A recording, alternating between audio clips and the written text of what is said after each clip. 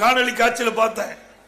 ஒரு சப் இன்ஸ்பெக்டரா ஒரு சப் இன்ஸ்பெக்டரை 2 பேர் மூக்கு மேலேயே குத்துறான். ஆனா அதையே தொலைக்காட்சியில் காட்டுறாங்க. வெக்கம் இல்ல இந்த முதலமைச்சருக்கு. காவல்துறை யார் கையில் இருக்குது? முதலமைச்சர் கையில் இருக்குது. ஒரு சப் இன்ஸ்பெக்டரை 2 நபர்கள் மூக்கு மேல குத்திக்கிட்ட காட்சி தொலைக்காட்சியில பார்த்தோம்.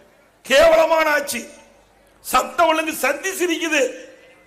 சட்டம் அடியோர் சீர்கெட்டது தமிழகத்தில்.